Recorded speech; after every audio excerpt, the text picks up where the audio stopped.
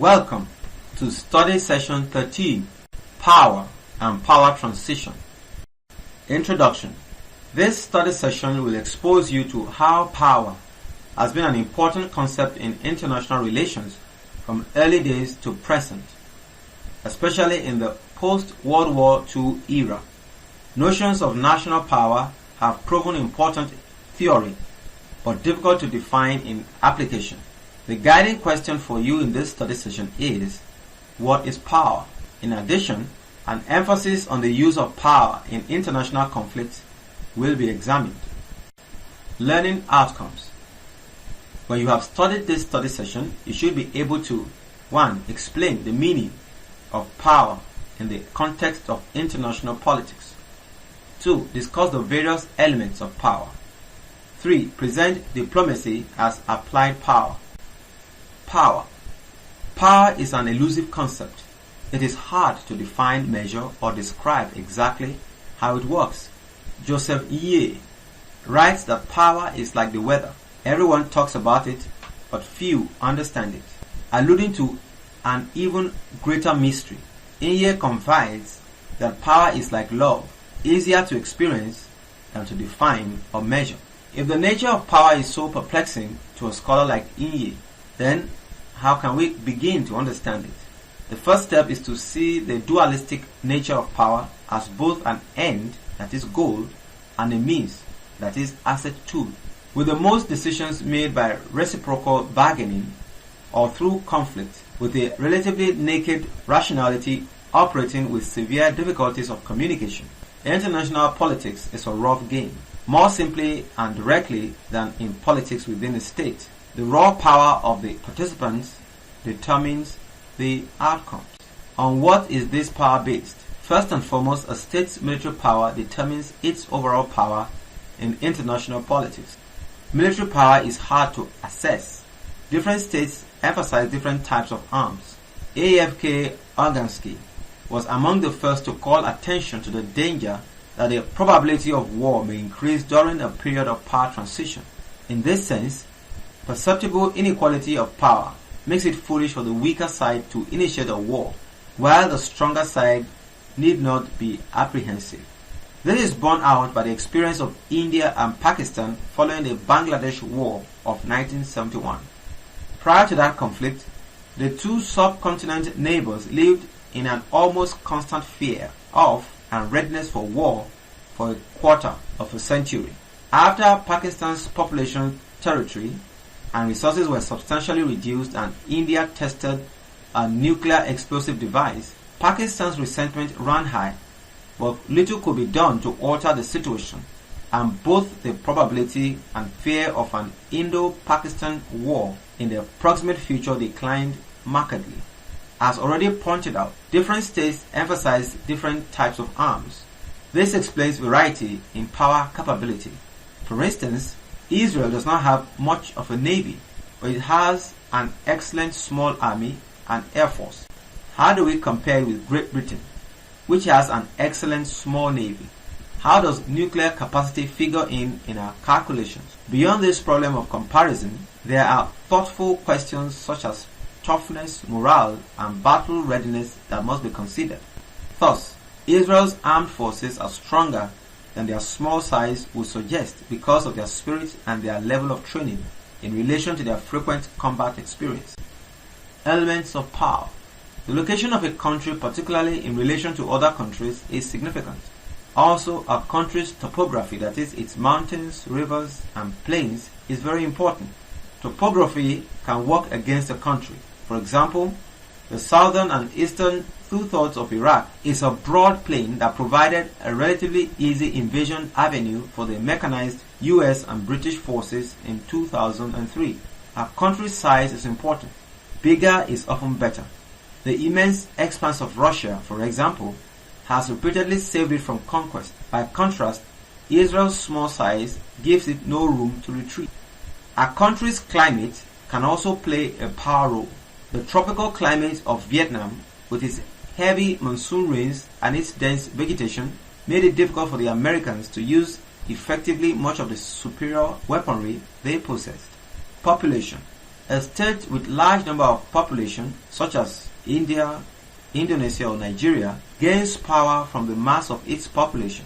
Nigeria is a leading state of sub-Saharan Africa primarily because it has the largest population of the region.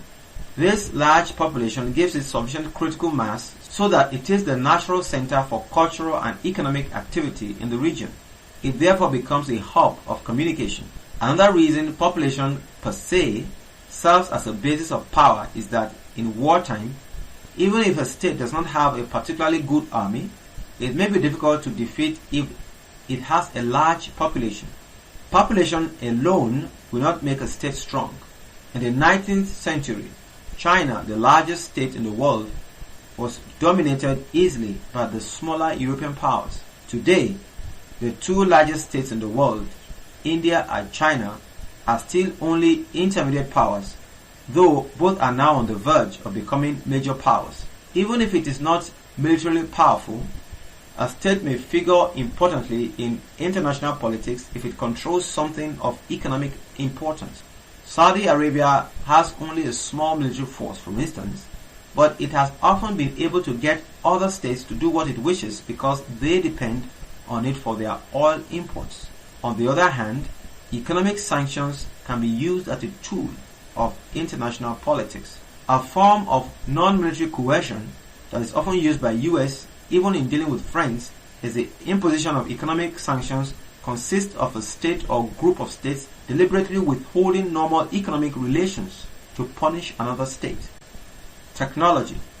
A state's technological advancement bring it to power dominance in global politics. One source of strength in US is the considerable money that its government, corporation and universities spend on research and development (R&D). During the 2003, US spent $284 billion. That was almost 3 times as much as Japan's $106 billion, and more than the combined R&D spending of the 25 countries in the European Union, which was at $211 billion. Another good measure of technological sophistication and capability is computing capacity. Leadership. Leadership ability of government adds or distracts from a country's power. For example, Prime Minister Winston Churchill's sturdy image and his inspiring rhetoric well served the British people during the World War II. By contrast, the presidency of Russia's Boris Yeltsin, which had begun with heroics as he faced down tanks in the streets of Moscow in 1991, dissolved into incompetence as the ailing, often inebriated Yeltsin became an increasingly sad caricature of his former self. Diplomacy as applied power. National diplomacy is normally about the application of a country's power to further its national interest. While it is common to think of applying power as using military forces or perhaps economic sanctions and incentives, the application of power is much more complex. To begin with, a country's economic and military might rests on the strength of its infrastructure. As such, a strong infrastructure adds to a country's diplomatic strength because a country's status and the willingness or reluctance of other countries to follow its lead are also aspects of applied power. Some of this is soft power that encourages other countries to support and emulate a country they admire. As pointed out already, the US position as a hegemonic power creates an assumption of American leadership in many other countries.